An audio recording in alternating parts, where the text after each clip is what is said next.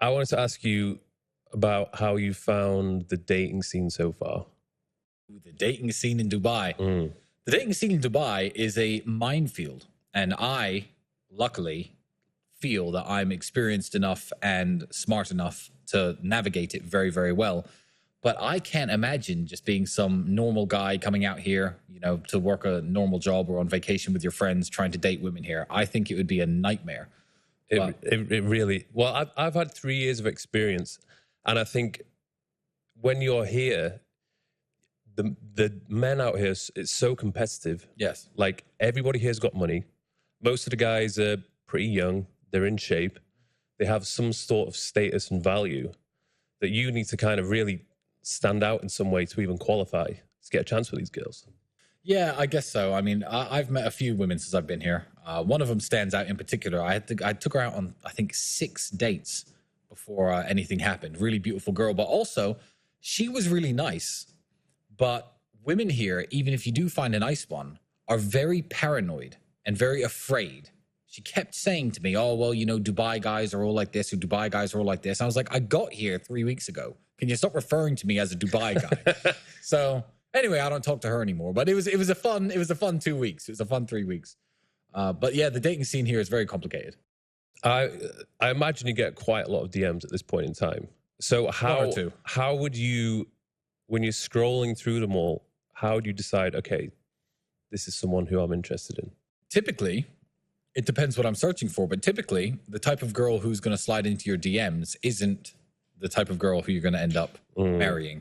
I don't think, and this might get me in some trouble, that women of good character will DM a guy out of nowhere. If a girl is, they'll play little tricks. They'll follow you, like 3 of your pictures in a row, hope that you see them on the feed. But to actually physically inbox you, hey, are you in Dubai? I'd like to hang out. That's not the type of girl who, you're going to end up in a long-term relationship with. But that's not necessarily a bad thing, because who says you're looking for a long-term relationship?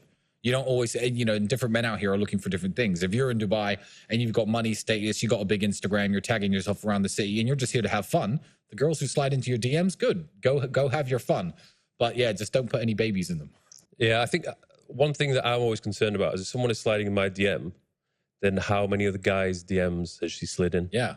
I mean, you slide into girls' DMs. How many per day? How many per week? Look, obviously, I've never inboxed anyone. But yeah, maybe once. And I think one thing that I want to discuss is in Dubai, there's a lot of beautiful women, lots of different nationalities. And then quite a lot of them are doing some shady stuff. Of course, yeah. And I think some guys are aware of it, but a lot of guys, particularly me when I first moved here, I couldn't believe it. Like how many of the girls were doing the scale of it. These sort of side missions that were bringing in like a lot of money. Yeah. And I think I nearly fell into a few traps sometimes because when I came here, I was not necessarily looking to be in a relationship, but I was trying to find a good girl that I could hang out with, spend time with. And a few times I had to find out the hard way that they were actually, an escort. Hustlers, yeah. Because a lot of them, they won't admit it straight away that that's what they do. Yeah, but you need to have an eye for it. And now that, and when you first moved here, you were not the man you are today. No. And 3 years ago, I was not the man that I am today. It's just a natural progression of being a man. But you learn, now that you have some more money and some more status, you learn how to spot the signs. For me, it's incredibly easy. But again, I have money. For a lot of young guys, they'll see girls in Dubai at a dinner table with 4 of their girlfriends and, having fun in Dubai or whatever. They'll see them standing on some little boat. They'll see them at this beach, at this club, and they don't think anything of it. I follow the money. I add up the numbers. Girls who live luxurious lives in Dubai may well have a boyfriend or a husband. That's fine, who's got money. But they shouldn't be messaging you if they are. If a girl's messaging you, hey, I'm single, and you're like, okay, cool, you're single. And then I'll say, what are you doing tonight? And they'll say, oh, I'm out for dinner. And then I see on their Instagram, it's her at Gal, and I can see the table, the physical table, and there's a steak, a lobster thermidor, and 500 grams of caviar on the table with a bottle of Dom Perignon. I'm like, okay, this girl told me she's a makeup artist. That's $4,000. Yeah. That's how much that cost, because I spend the same money and I go to the same places. Oh, I'm just at the club with my friends. C'est la vie, 10 bottles of Dom Perignon. Okay, that's $10,000 right there. Who's paying for that if she's single? So I think following the money is the best is the best advice I can give to people. You know, look at their Instagram and look how expensive the things that they're doing are. I'm just here with my girlfriends. They're riding those dune buggies around the desert. They're on desert safari. I'm like, okay, that's $400, $500, $600 each. What did this girl say she did? Waitress in Italy? Like, you just have to understand that, you know, the money doesn't come from nowhere and the lifestyle doesn't come from nowhere. The funny thing is, when they say they're with their friends, and they're not actually posting their friends half the time. Yes, it's always very close-up shots of the dinner, maybe a little shot from a boat. Yep. And by all means, and there's nothing wrong with having a man take you on an expensive dinner. There really isn't. But you just have to be able to tell the difference, the nuanced differences between what they're doing. So if a girl's here on vacation and she takes a picture of a $4,000 dinner, fine. Maybe some rich man's taking her out. Maybe I took her out. Who knows? And she's posting this on her Instagram story when I'm in the bathroom. I don't know. I don't care. But if she says I'm out for dinner with friends and it's a waiter taking a picture of 4 girls, her and her 4 girlfriends who live in, I don't know, Spain, sitting at the Burj Al Arab with $11,000 worth of food on the table, I'm like, okay, somebody has said, go downstairs and eat what you want, and you 4 girls come up to the penthouse afterwards, wink, wink. That's what's happened here. And you need to be able to see those things because you have to understand the culture of, you know, how some people live in any city in the world that has money, and the culture of the women who come here. But if you don't have an eye for it, you can very easily fall into traps. Yeah. Very easily. Do you know what I always do? So if I have any interest in someone, whether I've seen them out and about or I've seen them on social media, I will just observe them from a distance. Yeah. Not in a stalkerish way, but it is kind of a stalkerish way. And I just observe their behavior for 1 or 2 weeks on social media. And just see what's the type of things that they're posting. Of course. So if I see that they're not really doing anything, they have no job. Maybe they're private about their work and they don't post about it. But if they're always waking up late, going to the beach, posting, you know, being at a fancy restaurant, then going to a club, and then that cycle is repeated every single day, then I'm like, oh, this girl probably isn't for me. Yeah, things aren't free. Yeah. You know, I said this to a girl who I met her in, so she was Brazilian, and I met her in Bucharest. Strange. So she came out to the club with me in Bucharest maybe 3 or 4 months ago. And then I come out to Dubai, and she's here, and she goes, hi, I'm here in Dubai. So I'm like, oh, you're here in Dubai? That's interesting. I'm at this shisha lounge. Come over. She comes over. I said, what have you been up to since I saw you in Bucharest? She goes, oh, I've been in Switzerland. I'm like, okay, I get it. And I just told her, I said straight to her face, I said, look, can I ask you a question? But don't get funny about it. Don't get funny about it. I'm just going to ask you. Because I hung out with her in Bucharest. I hung out with her here. I don't pay for women ever. Everyone who knows me knows that I'm morally against paying for women. But I just said, are you an escort?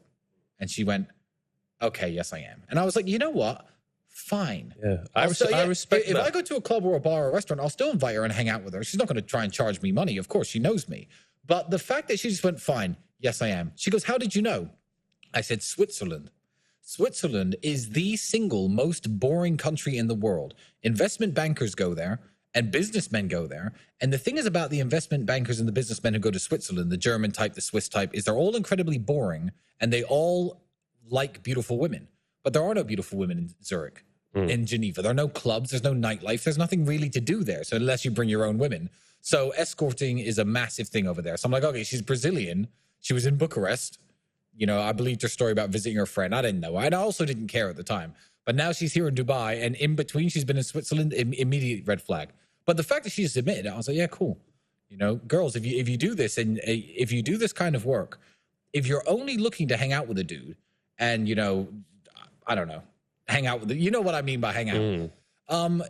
If he doesn't want to take you that seriously, if you're not looking to get married, he probably won't give a fuck that much, you know? So, but it's the lies and the deception that annoy me, you know? Yeah, because we're not stupid. Yeah, we're not stupid. And when they just keep lying and trying to stick to their story, it's just like, come on. Like, if you're lying about this, what else are you lying about? Exactly. Like, if they're straight up, and I've met a few girls out here who are just straight up. From the very beginning, they tell me what they do. I actually respect that. This is what I do, but you're young and you got a nice place and, you know, I actually like spending time with you, so I'll see you in my spare time. Like, that's cool. The lies, I was here in January. I had an operation out here at a hospital in Dubai, and I was resting up at the Address downtown hotel, and I was sitting by the pool, and this girl from Moldova she was speaking Romanian with her friend, comes over to me and starts talking to me. Hi, how are you? I'm like, hi, how are you? And the address downtown, everyone knows downtown is where those type of girls hang out. And I knew that already. I was sitting in the pool. I had a cast on my arm. It was stupid. So this girl starts talking to me. And I said, yeah, so what do you do here? And she goes, I work in property. I'm like, okay, you work in property? Fine, cool. So we kept talking. And my hotel room was costing me $2,000 a day to sleep at that hotel. I asked this girl after about half an hour into the conversation, so where do you live? She goes, I stay at this hotel full time. And I'm like, the cheapest rooms here are like $1,000 a night. You're telling me that you spend $30,000 a month rent. Like, that just annoyed me to the point. I'm like, just at least tell me your sugar daddy pays for your hotel here and you go see him sometimes. Or tell me what the real story is. Don't tell me you work in property and then think I'm stupid enough that you could tell me that you live in this hotel. Either try to impress me and try to flex and try to show your watches and try and say all the nice things you live and tell your real job, or do neither. You know, when girls start being like, oh, and I was here and I was in the Maldives and I was in Geneva and I've got a Rolex. Oh, but I'm a makeup artist. It's like you have to pick one. You have to pick a lane and stick to it. Either be humble and pretend you haven't got the nice things, or brag about the nice things and tell us where you actually got them, because we know.